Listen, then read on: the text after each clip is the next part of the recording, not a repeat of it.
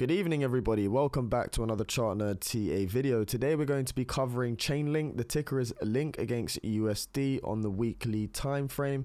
Now, I've got some key areas of support and resistance on the charts here. You've got these red trend lines, which are current levels of resistance.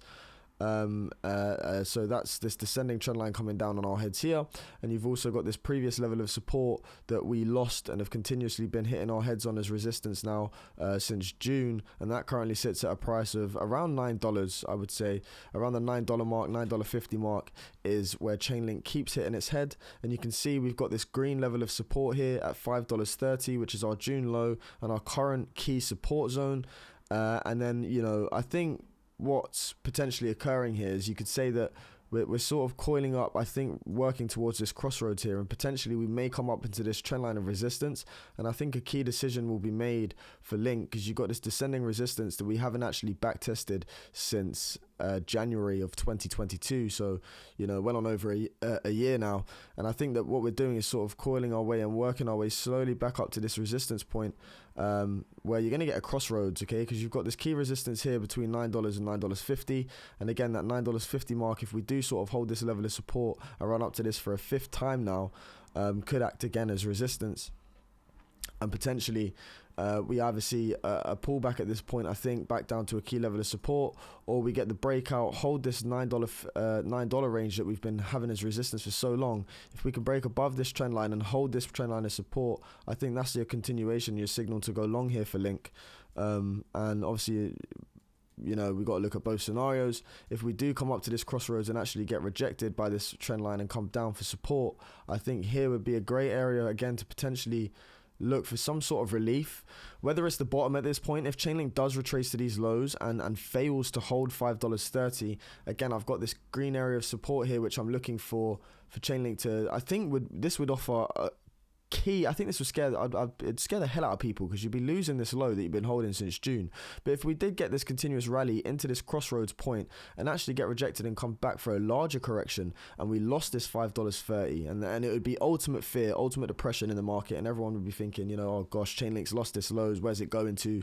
We don't know what's the next target. Well, again, this $4.38 really stands out to me, because you've got 3 points of contact of previous resistance where you formed this sort of cup and handle pattern that, since you've broken out of and moved up impulsively, you haven't actually back tested this previous zone for support yet.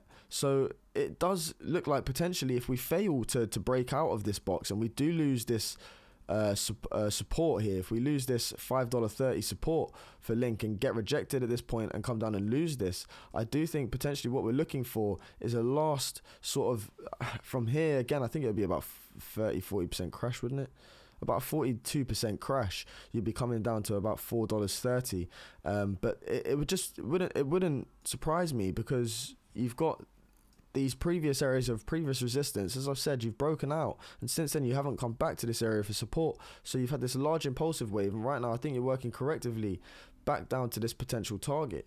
But to invalidate that, again, you know, it's all thought based, guys. It's all a theory. Until otherwise, but to invalidate it, what we need to see is the breakout of this resistance and a close above that $9.50 mark and holding it as support, looking for continuation of the trend.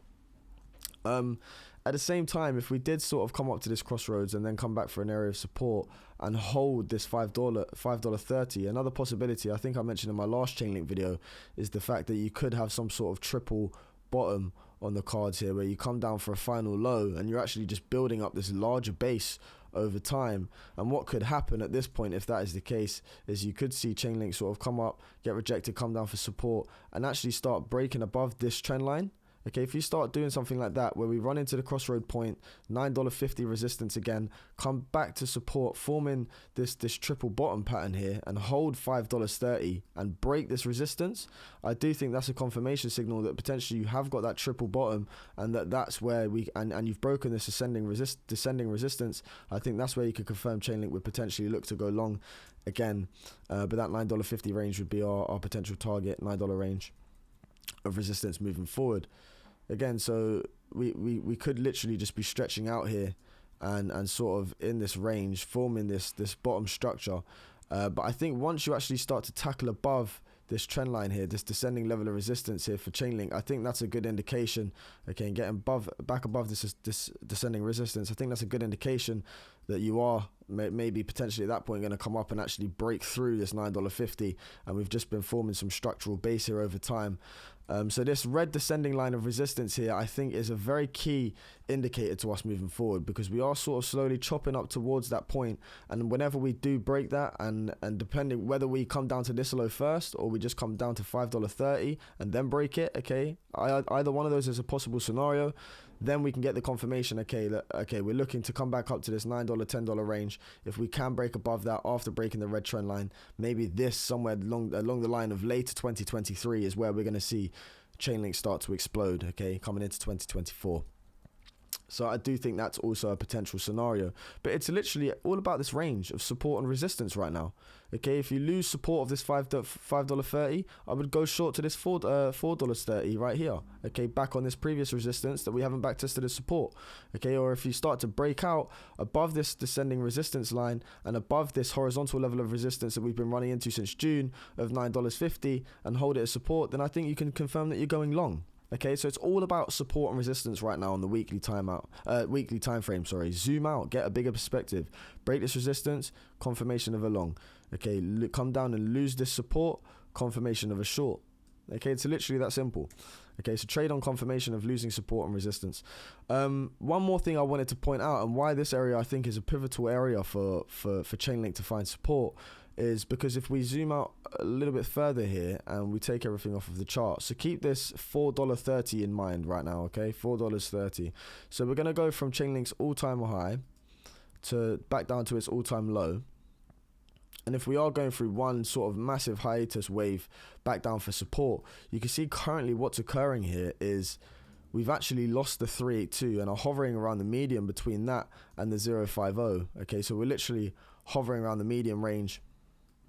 As I said, in this choppiness here, if we continue to hit our heads on this 382 and fail to sort of continuously close above it, and we don't do something like this, okay, and we continue hitting our heads, I do think if we come down and lose our current low of $5.30, I think that $4.30 range, as I said, to keep in mind, guys, that $4.30, I think that's a key area of support for Chainlink. You can see here it back testing these areas that you haven't, since you broke out of, you haven't actually come back down to and back tested.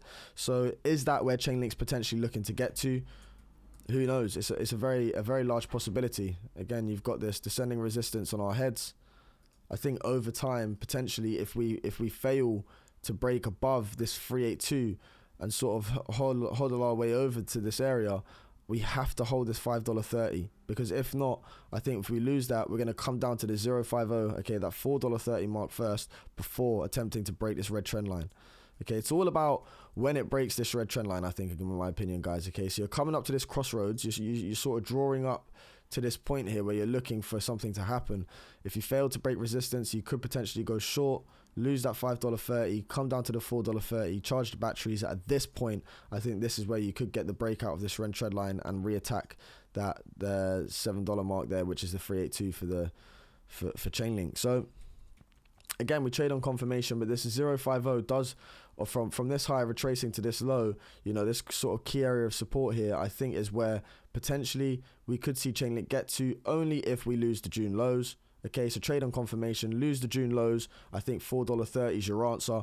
If we don't, and we actually break above the 382, hold that as support and start getting above this trend line here, the bullish outcome is we're looking to sort of retrace up here, and we're breaking out of this accumulation zone, looking to enter the next sort of phase for Chainlink in its bull market, and this bear market is over for Link from that point. Okay, so do get this red trend line of resistance into your charts, do get that $4.30 in as a level of support if we lose the $5.30, and as I've said, trade on confirmation of break of either resistance or support, and that's your options to go long or short. I hope you enjoyed the content today, guys. If you did, please do like, comment and subscribe, hit the notification bell until next time. From Chart Nerd TA, take care, peace out.